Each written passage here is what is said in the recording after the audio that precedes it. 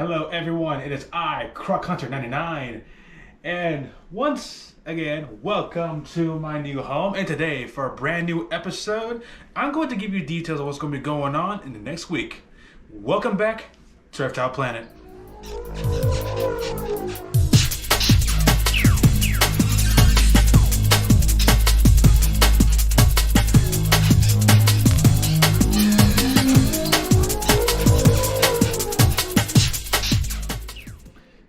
Alrighty then. So I do apologize for not posting videos over the last couple of months because a lot of things did starting to come up in the last moment, which I wish it really didn't. But I am once again in my brand new home, and hopefully guaranteeing that this will be my permanent home. So I am finally in a good space. No more trying to ramp around, trying to figure out some new stuff. So finally I'm in a good set space, and I am very happy about it. But that's not what we're going to get into today. Today, I want to share with you guys what's going to be going on in the next week. So, basically, as you guys know from watching my channel, I have dealt with a lot of animals, both wild and in captivity. With wild animals being the fundamental staple of my career and of my life. So I've dealt with a lot of animals: deer, possum, coyotes, foxes, snakes, amphibians, frogs and birds, a whole sort, fish, sharks, you name it, I have dealt with it, well, in some sense. But now, I have now come to the southeast, and I am happily in a good space. My career is still going, everything's going great. I'm getting to work with new animals as I progress.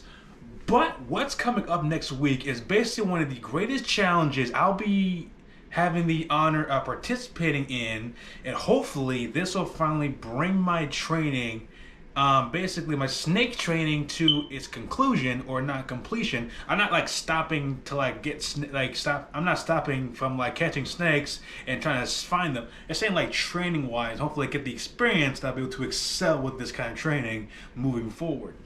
So what I mean by that is next week I have signed up for a snake training course on the native species that are native here in my new home state. Not only the non-venomous variety, but also the venomous variety. Yes, you heard me correctly. This is a venomous snake training course. Now this will work towards my acquiring my certification to become a venomous snake handler. So basically, I'll be dealing with some of North America's deadliest species. One of them ranging from the western side of the United States, whereas the others are here on the eastern coast of the United States. With that being said, basically, what snakes am I going to be dealing with, and how are they going to train me on this? Now, the details of how they're going to get me to train with these animals, it's basically not until I get there. But based on what I have read, and basically a lot of questions of dealing with venomous snakes I've been told from a lot of people that I've asked, it's basically kind of giving my idea how this is going to go, and also how it's actually going to go based on what I've read. So, thankfully, there is a venomous snake training course here in my new home state that I have the opportunity to work with these dangerous animals finally, to hopefully bringing to the conclusion of my training of working with snakes. And hopefully now I get to add venomous snakes to that category, and also giving me new experiences and new training to press onward for. So, with that being said, I know the non-venomous snake species I probably will be training with are natives, as well as maybe a few exotics. I'm not 100% sure. There was no list given that, but maybe some native species here, maybe like a gray rat snake, milk snakes, that variety.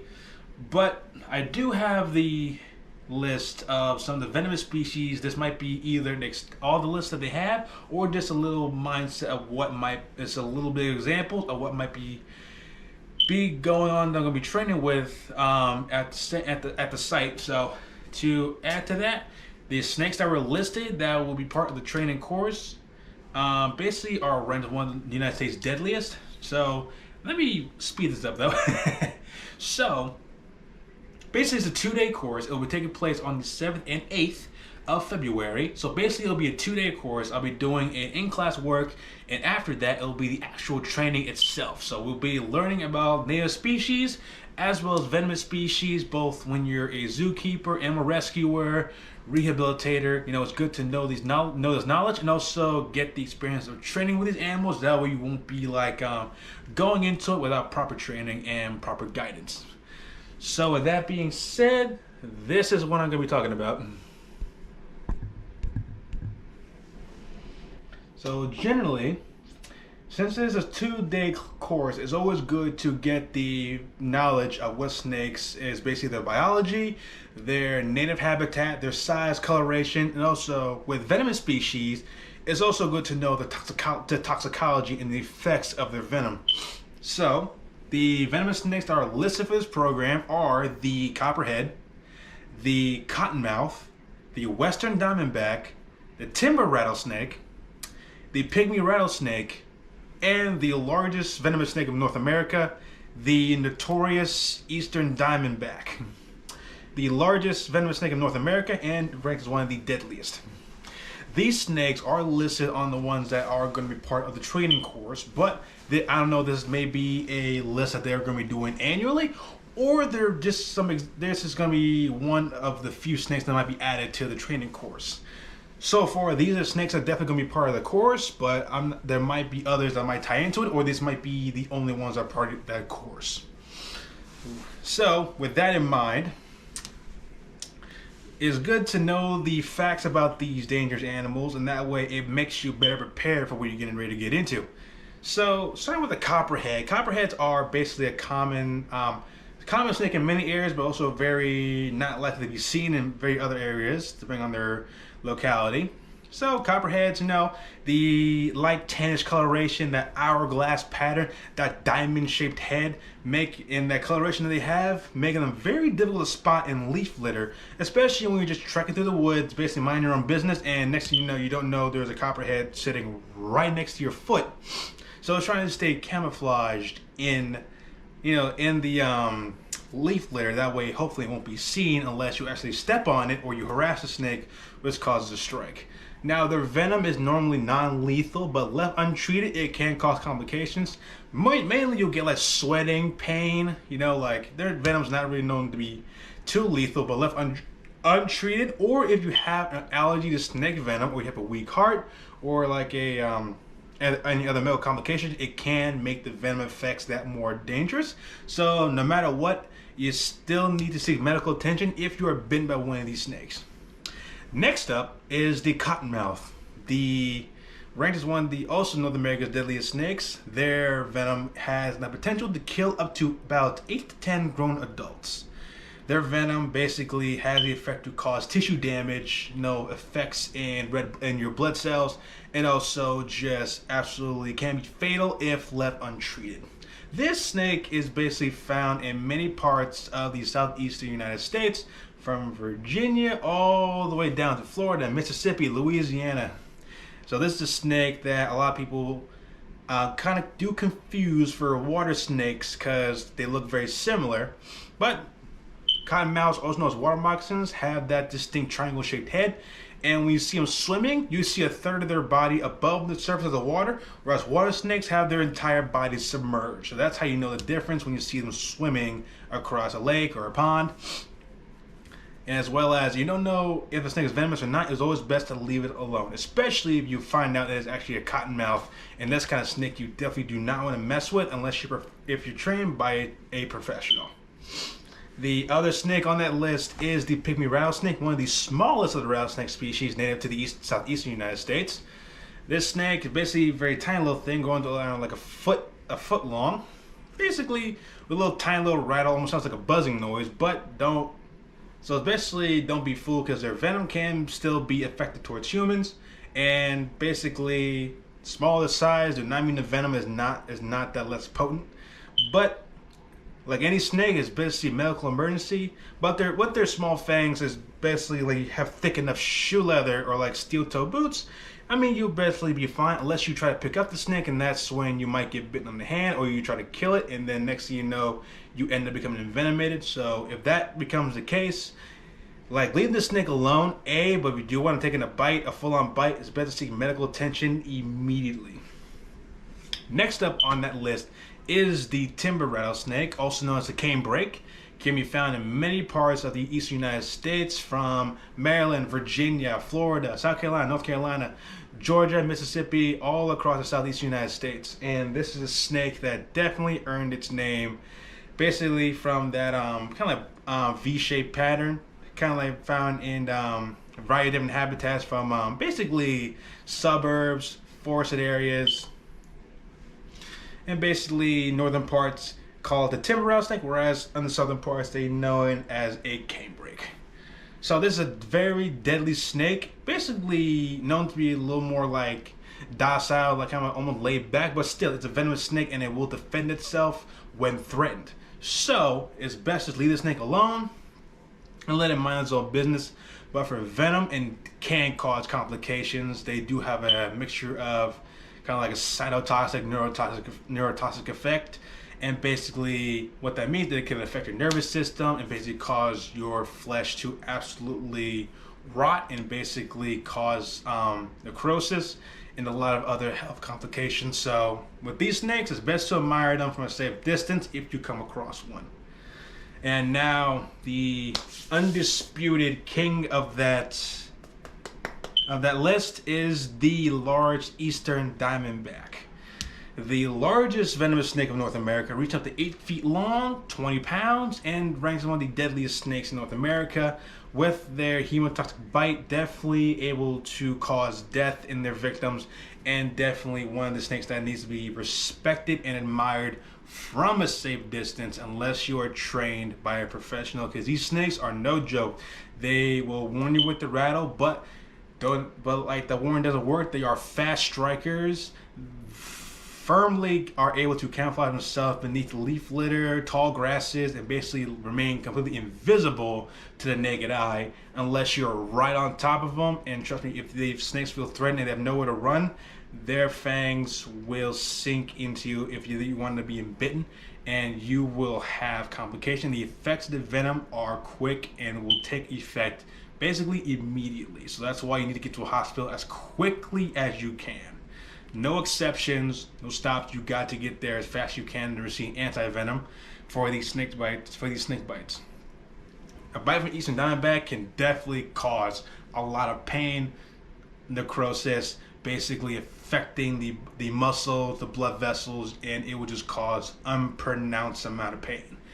Basically, left untreated, it can prove fatal. So with that in mind, these snakes are on the list to be trained with during this event. And this is going to be one of the most dangerous things I have ever done, because this will be my very first time not only seeing venomous snakes, but also not seeing them like personally, like seeing them in like a training sense, like for education reasons, but also working and training with these guys to become certified. So this is in a controlled environment with guides and teachers with you to help you throughout the course, but I still have to be on my guard despite the risk. It is definitely a good opportunity for me, but I cannot falter that I need to be paying attention and not lose focus, because one misstep is going to wind up being my last. So I have to take great caution and work with these snakes and listen to every single instruction to the letter. I cannot begin to falter, get distracted, or even hesitate for a second, because it could mean either me coming at it successfully or something going horribly wrong. So that is the stakes I'm taking for myself. I am up to the challenge, but it doesn't mean my heart is not pumping, and it's definitely a nerve-wracking experience, but it is a good one, and it's good to get the proper training and education for this task. So that is basically the factor that I'll be tying into this. I'll be happening next week. And definitely it's good to catch up with some extra information on these snakes and also revamp some of the information I explained here today to make sure I get the full picture of what's happening. So this will be a very dangerous training course, but also very educational to know fully like toxicology, and also gaining more information as it unfolds. So this will be an interesting 2 days, and basically hopefully everything goes well and I'll be able to walk back out with my certification in hand. So that is basically what's going to be going on next week in February. This is definitely going to be a very dangerous challenge, and hopefully it will be a memory to basically take away from this, and also basically to use these skills for good purposes, like rescue, venomous snake handling for zoos, facilities, and also education to teach people about these snakes a lot more.